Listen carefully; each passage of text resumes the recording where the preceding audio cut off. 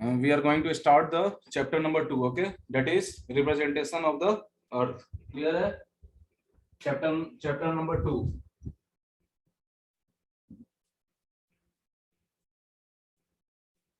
Representation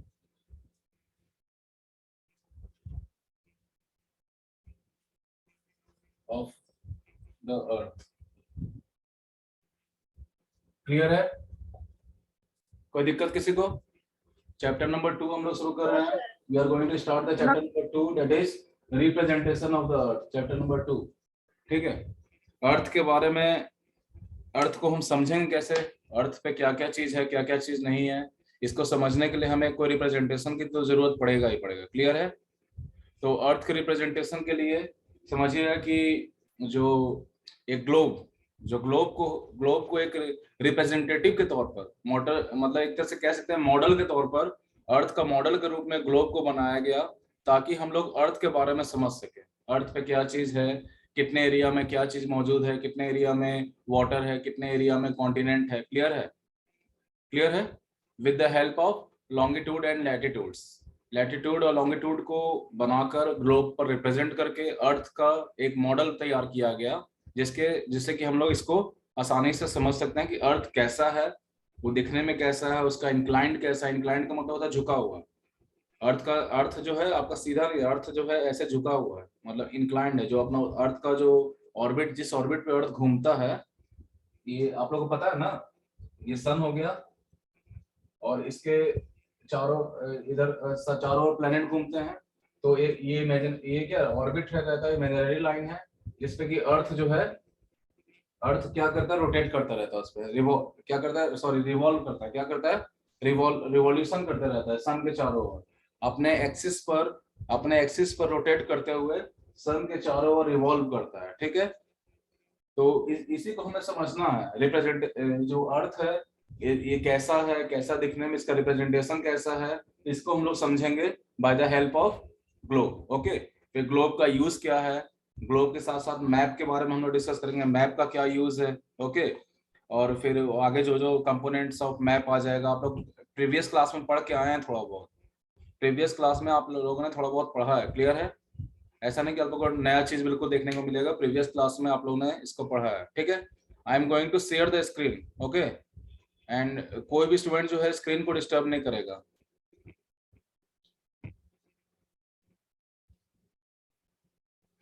चलिए देखिएगा, screen पे आप लोगों को दिख रहा है? Yes sir. चैप्टर नंबर 2 लेके आते हैं इसको.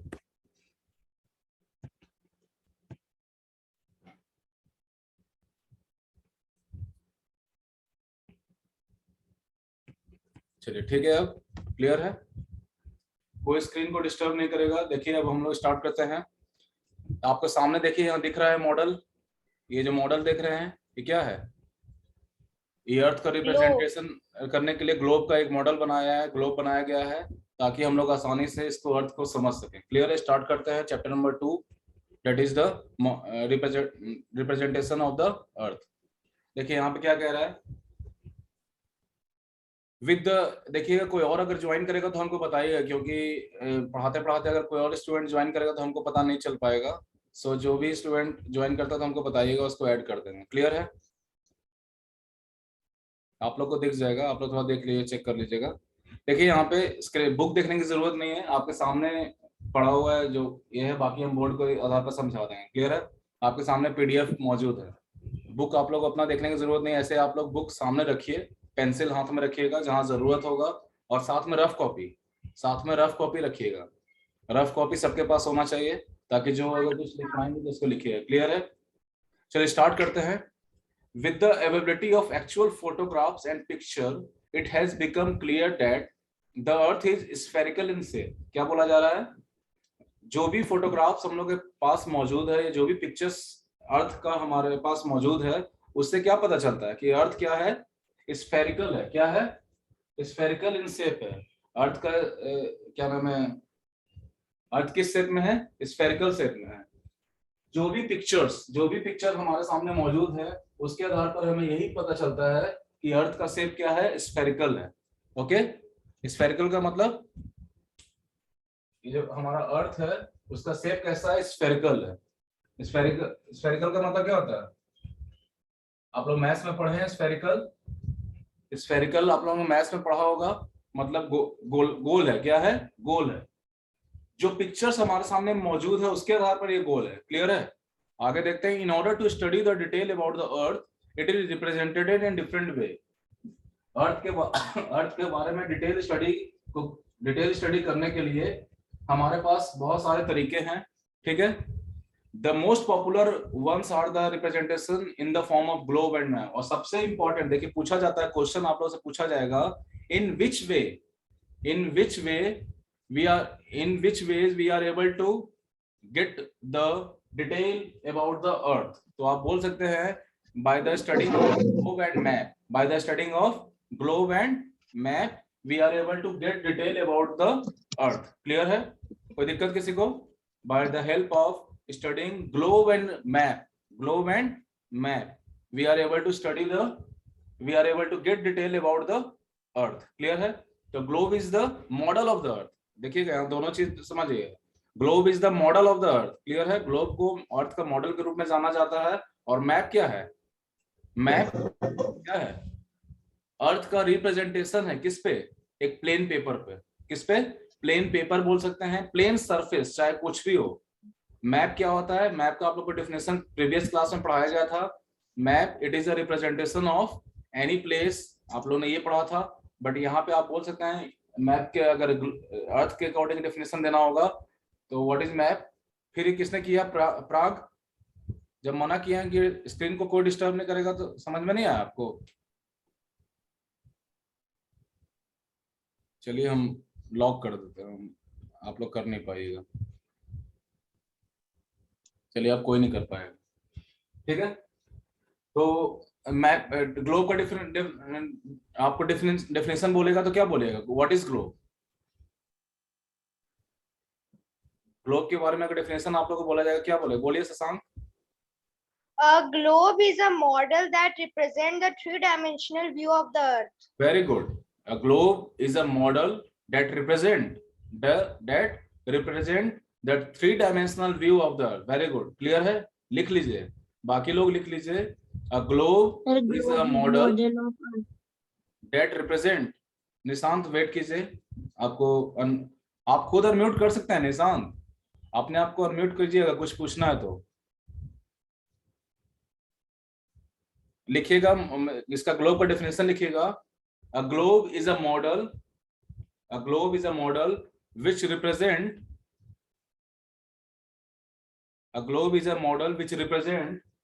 the three-dimensional। लिख लेंगे ना, बोलने से आप लोग लिख लीजिएगा। रिप्लाई कीजिए कोई। अमन Yes sir। लिख सकते हैं ना बोलने से। चलिए लिखिए। Definition of globe is a model that represent the three-dimensional। देखिए सामने दिया हुआ डायमेंशनल का spelling, the three-dimensional view of the earth। Clear है, ये हो गया इसका ग्लोब का डेफिनेशन। अब देखिए यहाँ पे क्या है, ग्लोब के आधार पर हम अर्थ का स्टडी कर सकते हैं कि अर्थ कैसा है, क्या है। देखिए इसमें और क्या क्या दिया हुआ, यूजेस बताया गया हो, ग्लोब का यूज क्या क्या है, ग्लोब के बारे में देखते हैं। A globe represent the three-dimensional view of the अर्थ।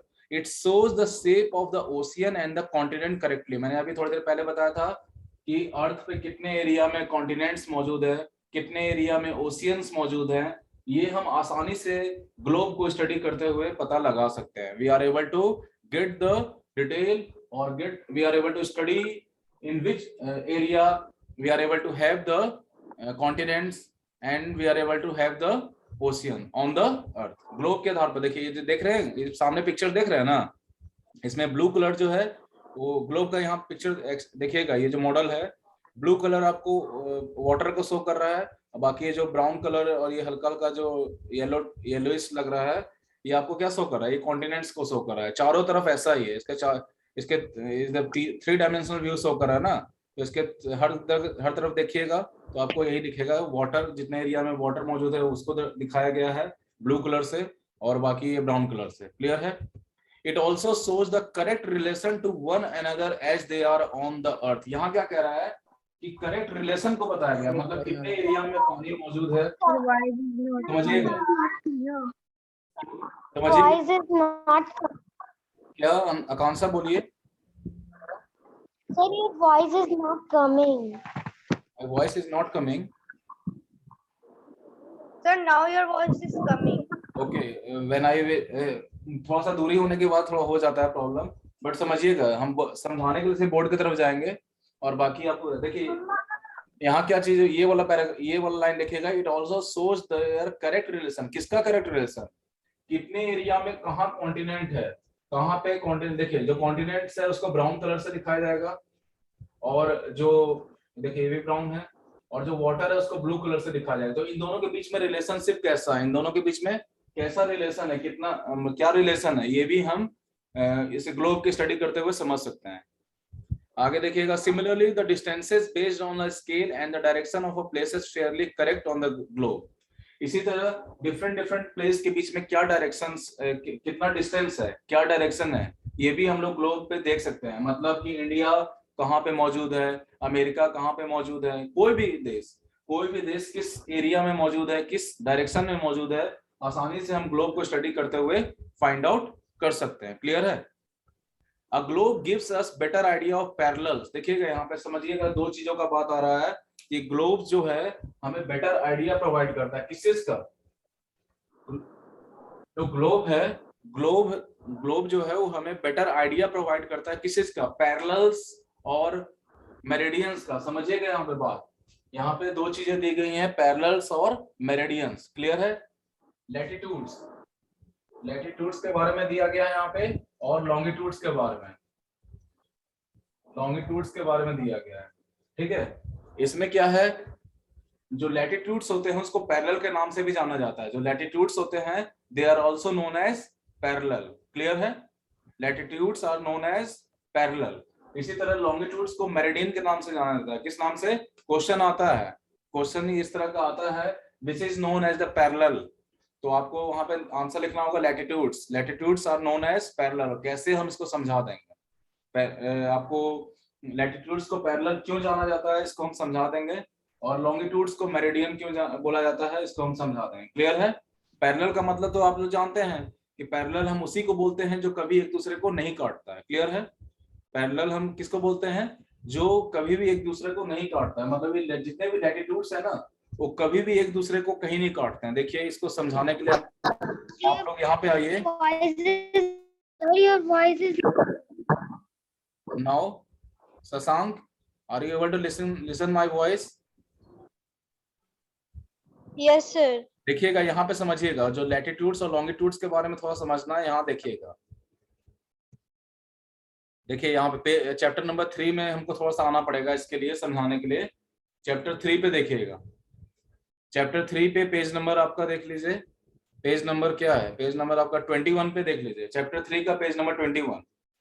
इस पे देखिए हम लोग समझते हैं लैटिट्यूड्स क्या है, लॉन्गिट्यूड्स क्या है। ठीक है। आप लोग रफ कॉपी निकाल लीजिए, रफ कॉपी इसको ड्रॉ कर लीजिएगा।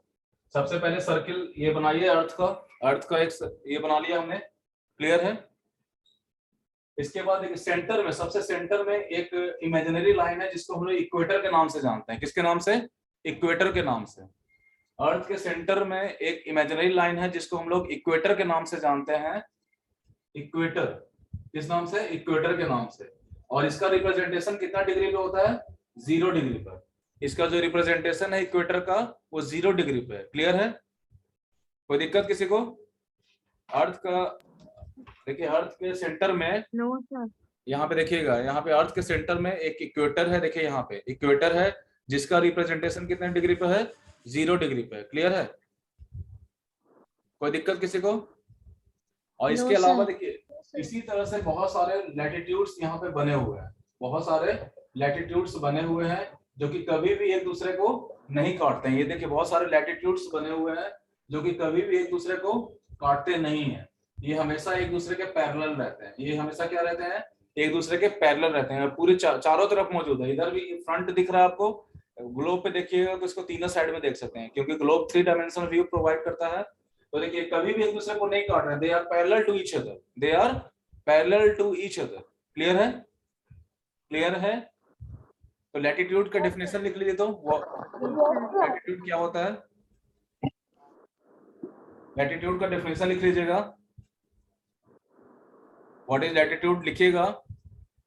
It is an imaginary line, it is an imaginary line. Latitudes का, लैटिट्यूड्स हेडिंग डालिएगा, उसके सामने डेफिनेशन लिखिए। लैटिट्यूड के बारे में भी हम लोग समझ रहे हैं। लैटिट्यूड्स आर, लिखिएगा, latitudes are imaginary lines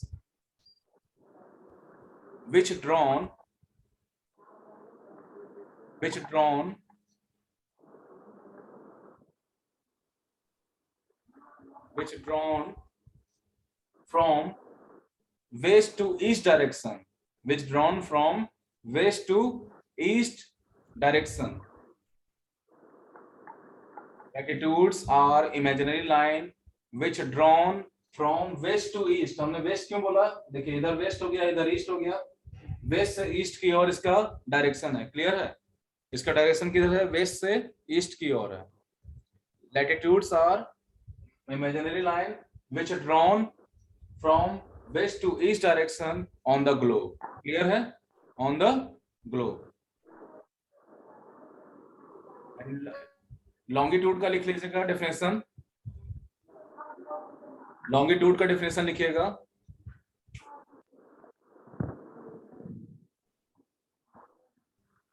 longitude का डेफिनेशन लिखिएगा। लॉन्गिट्यूड्स आर, लॉन्गिट्यूड्स, ये तो हो गया आपको लैटिट्यूड, जो कि हमें पैरेलल जाने जाते हैं। क्यों? क्योंकि सभी एक दूसरे के पैरेलल है, कभी एक दूसरे को काटते नहीं है। इसी तरह लॉन्गिट्यूड्स भी होता है। लॉन्गिट्यूड्स का देखते हैं।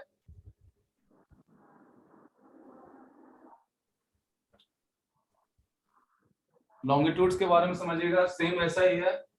आपको अर्थ का ये हो गया फिगर, क्लियर है? अर्थ का फिगर हो गया। लॉन्गिट्यूड्स जो होते हैं वो इस तरह से होते हैं, नॉर्थ पोल और साउथ पोल। नॉर्थ साइड में नॉर्थ पोल है और साउथ साइड में साउथ पोल है। नॉर्थ पोल और साउथ पोल, ठीक है। लॉन्गिट्यूड्स जो है नॉर्थ पोल और साउथ पोल के बीच में बना हुआ देखिएगा।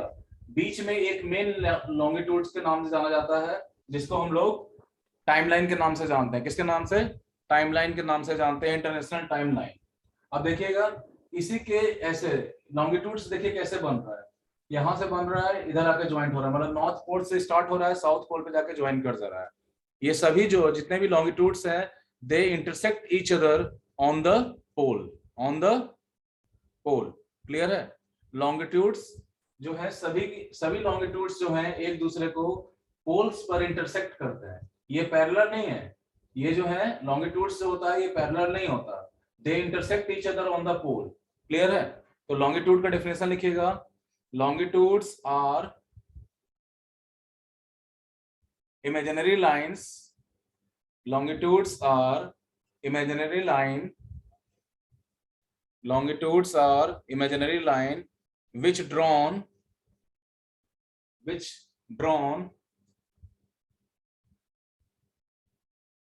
on the globe, on the globe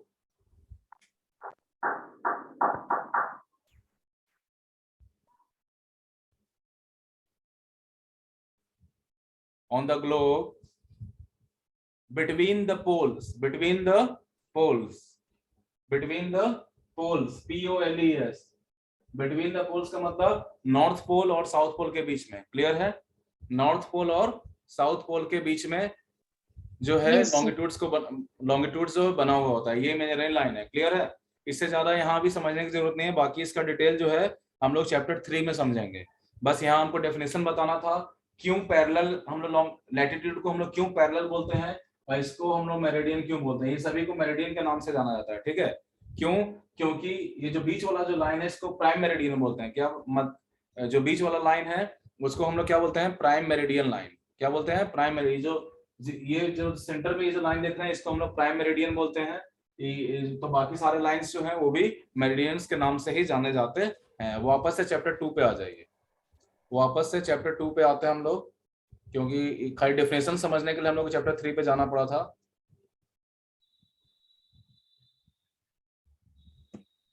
clear है? देखिए लैटिट्यूड्स हो गया और लॉन्गिट्यूड्स हो गया। ये करता क्या है? It help us to understand how day and night occur and how season are count. ये जो लॉन्गिट्यूड्स और लैटिट्यूड्स होते हैं ना, इससे हमको हेल्प क्या मिलता है? इससे हमें हेल्प मिलता है कि कैसे दिन होता है और कैसे डेट एंड टाइम डिसाइड होता है। देखिए डेट को फाइंड करने के लिए, टाइम को फाइंड करने के लिए हमें लॉन्गिट्यूड्स और लैटिट्यूड्स का जरूरत होता है। लैटिट्यूड्स के आधार पर, लैटिट्यूड्स के बेस पे हम लोग टाइम का कैलकुलेशन कर पाते हैं। किसका कैलकुलेशन कर पाते हैं? सॉरी, लॉन्गिट्यूड्स के आधार पर हम लोग किसका कैलकुलेशन कर पाते हैं? टाइम का। लॉन्गिट्यूड्स के आधार पर, किसके आधार पर? लॉन्गिट्यूड्स के आधार पर हम लोग टाइम का कैलकुलेशन कर पाते हैं। ठीक है, कि किस एरिया में कितना टाइम हो रहा होगा। क्लियर है? और इसको लॉन्गिट्यूड्स के आधार पर, और इसके अलावा डेट का भी डिसीजन जो है हम लोग लॉन्गिट्यूड्स के आधार पर, डेट का भी कैलकुलेशन हम लोग लॉन्गिट्यूड्स के आधार पर कर सकते हैं। क्लियर है? दोनों का कैलकुलेशन जो है लॉन्गिट्यूड्स के आधार पर किया जाता है। क्लियर है? तो यहाँ पे क्या बोला है? It help us to understand how day and night occur, how season और काउस। अब ये सीजन कैसे बदलता है, डे एंड नाइट कैसे होता है, ये भी हम लोग इसके आधार पर समझ सकते हैं। कभी अगर हम लोग क्लास में मौका मिलेगा तो हम आपको ग्लोब के आधार पर समझा देंगे कैसे होता है। देखिए यहाँ भी आपको समझा देते हैं थोड़ा सा कैसे डे एंड नाइट होता है। समझिए डे एंड नाइट कैसे होता है और सीजन कैसे बदलता है। इसके लिए आपको, ये हमारा सन हो गया और ये ऑर्बिट जिसपे कि हमारा अर्थ घूम रहा है। ठीक है, ये वो ऑर्बिट है जिसपे हमारा अर्थ घूम रहा है। ये जो हमारा अर्थ है ना, वो इंक्लाइंड है, मतलब झुका हुआ है। कैसे? हमारा अर्थ जो है वो झुका हुआ है। क्लियर है? हमारा अर्थ सीधा नहीं है, हमारा अर्थ ऐसे झुका हुआ है। क्लियर? Yes sir. तो देखिए Yes, यहाँ पे ये एक्सिस है, ये अर्थ का एक्सिस है जो कि इसको नॉर्थ पोल और साउथ पोल में इधर आइडेंटिफाई करता है। देखिए इसी पे जो है, इसी एक्सिस पे जो हमारा अर्थ है वो रोटेट करता है। इसी एक्सिस पे, ये जो एक्सिस है, इमेजिनरी एक्सिस है, इस पे हमारा अर्थ रोटेट करता है अपने जगह पर। और रोटेट करते हुए क्या करता है? ये चारों ओर घूम जाता है। रोटेट करते हुए हमारा अर्थ जो है चारों ओर घूम जाता है। क्लियर है? रोटेट करते हुए हमारा अर्थ चारों ओर घूमता है। किसके? सन के। रोटेट अपने एक्सिस पर, अपने एक्सिस। सर, हाँ बोलिएगा। सर अभी जो आप समझा रहे थे सर, आपका नेटवर्क इश्यू हो गया था तो समझ में सर वीडियो अटक गया था आपका। ठीक है, दोबारा बता देते हैं, टेंशन मत लीजिए। ये हम लोग क्योंकि अभी हमें क्या समझना, हमें आपका इसका डे एंड नाइट, दिन और रात के बारे में समझना है और सीजनल चेंजेस के बारे में समझना है। तो देखिए सन बीच में, सेंटर में सन है, इसके चारों ओर अर्थ जो है रिवॉल्व करता है। क्या करता है? रिवॉल्व करता है, रिवॉल्यूशन करता है, चारों ओर चक्कर लगाता है और अपने एक्सिस पे रोटेट करते हुए, अपने एक्सिस पे रोटेट करते हुए, समझ में आ रहा है? अपने एक्सिस पर रोटेट करते हुए अर्थ जो है सन के चारों ओर रिवॉल्यूशन करता है। ठीक है, अगर रिवॉल्यूशन और रोटेशन नहीं होगा ना, अगर अर्थ का रिवॉल्यूशन और रोटेशन नहीं होगा तो ना ही दिन होगा, ना मतलब जो एक बार हो गया वही रहेगा। जैसे मान के चलिए कि अगर अर्थ रोटेट ही नहीं करेगा अपने एक्सिस पे, तो जो एरिया सन के साइड में है वहां हमेशा दिन रह जाएगा, और जो एरिया सन के ऑपोजिट साइड में है वहां हमेशा रात रह जाएगा। जैसे देखिएगा अभी ये वाला एरिया, अर्थ के इधर वाला एरिया जो है, देखिएगा ये जो लाइन आपको बीच में हमने ड्रॉ किया है, इसके इधर वाला जो एरिया है, जो अर्थ जिसका फेस सन की तरफ है, वहां दिन है, और इसके बैक साइड वाला जो एरिया है वहां रात है। और जब ये घूम जाएगा, जब ये रोटेट करेगा, जब अपने अपने एक्सिस पे से धीरे धीरे रोटेट करेगा, तो फिर इधर वाला एरिया इधर आ जाएगा। ये जो एरिया बैक साइड में था वो फ्रंट साइड में आ जाएगा, और फ्रंट साइड वाला एरिया बैक साइड में चला जाएगा। तो फिर ये रोटेशन होगा, तो दिन और रात का इस तरह से होते रहता है। जो एरिया कह रहे हैं, जो फेस, अर्थ का जो फेस सन की तरफ होगा वहां दिन रहेगा, और जो फेस सन के बैक साइड में होगा वो वहां पे रात रहेगा। तो ये दिन भर में एक बार होता है। आप लोग को पता है कि रोटेशन, अर्थ का रोटेशन दिन भर में एक बार होता है, और रिवॉल्यूशन कितने दिन में होता है? 365 डेज, और 366 डेज में लीप ईयर में 366 हो जाता है, और बाकी 3 साल जो है 365 रहता है। क्लियर है? कोई दिक्कत? No sir. ये रोटेशन और रिवॉल्यूशन के आधार पर आपने डे एंड नाइट समझ लिया। डे एंड नाइट कैसे होता है? अर्थ का जो फेस सन की तरफ है वहां डे, और जो फेस बैक साइड में वहां पे रात। तो ये रोटेशन होते रहता है, दिन भर में एक बार रोटेशन होता है। तो हर पूरे अर्थ पे हर एक एरिया में, अर्थ का हर एक एरिया पर एक 12 घंटे का जो ड्यूरेशन हो, उस ड्यूरेशन का 12 घंटे का अगर दिन है तो 12 घंटे का रात है। कभी कभी ऐसा भी होता है कि 11 घंटे का दिन हो जाता है और 13 घंटे का रात हो जाता है, या 13 घंटे का दिन रात हो जाता है, सॉरी 13 घंटे का दिन हो जाता है, 11 घंटे का रात हो जाता है। क्यों? उसका भी अलग कारण है। उसका भी कारण है कि जैसे जैसे दूरी बढ़ता है, जैसे ये डिस्टेंस बढ़ेगा, जैसे मान के चले जो एरिया अभी दूर है सन के, ये वाला एरिया जो है सन से दूर है, तो यहाँ पे दिन का जो पिच बैक साइड वाला एरिया है वो सन के दूर है, तो वहां पे क्या होगा, वहां पे रात है वो बड़ी होगी, और जब एरिया सन के नजदीक होगा तो वहां पे दिन ज्यादा बड़ा हो जाएगा। क्लियर है? तो इससे तो हो गया डे एंड नाइट का समझ में आ गया। और ये जो रिवॉल्यूशन हो रहा है, इसी रिवॉल्यूशन के आधार पर हमें सीजनल चेंजेस देखने को मिलता है। क्लियर है? जैसे अभी समझिएगा कि यहाँ पे है, इस वाले पोर्शन में देखिए आपको होता है कि हर हर गैप होता है। आप लोग जानते हैं कि हर सीजनल जितने भी सीजन्स होते हैं उन सबके बीच में गैप होता है। तो ये जो रिवॉल्यूशन कर रहा है, इसी रिवॉल्यूशन के आधार पर हमें सीजनल चेंजेस को समझने में हेल्प मिलता है। क्लियर है? आगे देखिए यहाँ पे क्या कर रहा है, only a globe gives an idea of tilt of earth. Tilt of earth axis का मतलब अर्थ जो ये एक्सिस है वो कितना झुकाव है, उसका कितना झुकाव है, कितना पॉइंट पे झुकाव है, ये हमें सिर्फ और सिर्फ ग्लोब से ही पता कर सकते हैं। आगे देखिए क्या करें, with all this advantage the globe has certain limitation also. सारे एडवांटेजेस के साथ साथ ग्लोब का कुछ लिमिटेशन भी है। बहुत सारे ग्लोब के फायदा है तो बहुत कुछ लिमिटेशन भी है। क्लियर है? लिमिटेशन क्या है? लिमिटेशन देखिए, इसका लिमिटेशन है, it is difficult to carry the globe around. आप कहीं भी ग्लोब को लेकर नहीं घूम सकते हैं, ग्लोब को पैकेट में डाल के आप नहीं जा सकते हैं, ये लिमिटेशन है ग्लोब का। ग्लोब को एक जगह आपको रखना होगा। क्लियर है? मगर मैप को आप फोल्ड करके पैकेट में भी डाल सकते हैं। मैप में बहुत फायदा है तो ग्लोब में भी बहुत फायदा है। उसी तरह मैप का भी बहुत लिमिटेशन है तो ग्लोब का भी कुछ लिमिटेशन है। यहाँ देखिए आगे कह रहा है, although inflated globes made of plastic are also available at inflating and fixing at the axis takes lot of time. Tanzeel Alam बाहर कैसे चला गया था? ठीक है,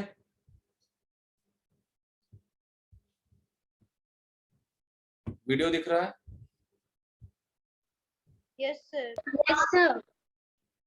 चलिए, तो अभी हम Yes, sir. ग्लोब के बहुत सारे फायदे हैं तो ग्लोब के बहुत सारा नुकसान भी है। अब देखिए, globe can not be use if you want to study specific part of the earth. ये देखिए एक और नुकसान, हम लोग अगर हमें कोई स्पेसिफिक पार्ट के बारे में अगर नॉलेज लेना होगा, नॉलेज गेन करना होगा, तो ग्लोब यूजफुल नहीं है। जैसे मान के चले अगर हमको सिर्फ इंडिया के बारे में जानना है तो ग्लोब उतना ज्यादा यूजफुल नहीं है, तब हमें मैप पे जाना पड़ेगा। क्लियर है?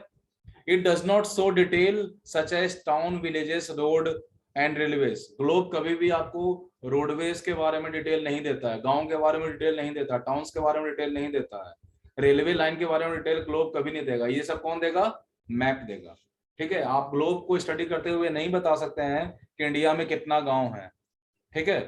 इंडिया में कितने सारे विलेजेस है आप नहीं बता सकते हैं, कितने सारे टाउन है नहीं बता सकते हैं, कितने एरिया में रोडवेज बिछा हुआ है ये आप ग्लोब को स्टडी करते हुए नहीं बता सकते हैं। क्लियर है?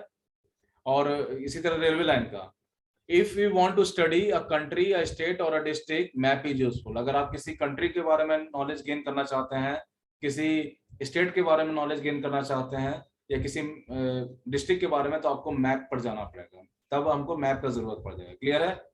चलिए मैप को देखिए, व्हाट इज मैप? कौन बताएगा डेफिनेशन मैप का?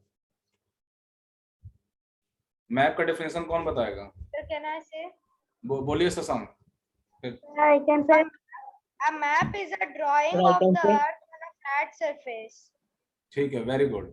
अ मैप इज अ ड्राइंग, ठीक है, a map is a drawing of the earth और any place on a flat surface. ये फ्लैट सरफेस दीवार भी हो सकता है, ये बोर्ड भी हो सकता है, प्लेन पेपर भी हो सकता है। जहां भी प्लेन एरिया होगा, फ्लैट एरिया होगा, वहां पे मैप ड्रॉन किया जा सकता है। क्लियर है? तो मैप का डेफिनेशन देखिए यहाँ भी दिया हुआ है, a map is a representation of the earth और a part of it drawn on a flat surface as per the scale. Map को बनाने के लिए हमें स्केल का जरूरत होता है। किसका? स्केल का। प्रीवियस क्लास में आप लोग पढ़े हैं ना, स्मॉल स्केल, लार्ज स्केल पढ़े हैं आप लोग? Small Yes, sir. Scale, large scale आप लोग पढ़े हैं? Yes, sir. चलिए बताएंगे उसके बारे में, स्केल के बारे में भी। आगे क्या कह रहा है, अब map is two dimensional represented. देखिए मैप जो है टू डायमेंशनल है, क्या है, two dimensional. Three dimensional map में का सिर्फ दो ही हिस्सा है, आपको एक फ्रंट एक बैक साइड दिखता है, क्लियर है। मैप जो है टू डायमेंशनल रिप्रेजेंटेशन है। और ग्लोब क्या है निशांत, बोलिए ग्लोब क्या है। A globe represents a three-dimensional view very of good. the globe Earth. जो है, एक में ग्लोब जो है थ्री डायमेंशनल रिप्रेजेंटेशन करता है और मैप जो है टू डायमेंशनल रिप्रेजेंटेशन करता है, क्लियर है, दोनों में फर्क है। ओके आगे देखिए, आगे क्या कह रहा है, although a map does not give us an idea of the true shape of the, यहाँ देखिए अब आगे इसका निगेटिव, मतलब इसमें क्या लिमिटेशन आ गया। कभी मैप जो है आपको true idea, sorry true idea नहीं देता, किसके बारे में, true shape of the earth, earth का क्या शेप है, इसका नॉलेज आप मैप को स्टडी करके नहीं पता लग कर सकते हैं, क्लियर है। इसका नॉलेज आपको सिर्फ और सिर्फ ग्लोब को स्टडी करने से ही मिलेगा कि अर्थ का शेप क्या है। Map is useful for showing large area as well as very small area. Map पे आप बहुत बड़े एरिया को भी दिखा सकते हैं और बहुत छोटे से एरिया को भी दिखा सकते हैं।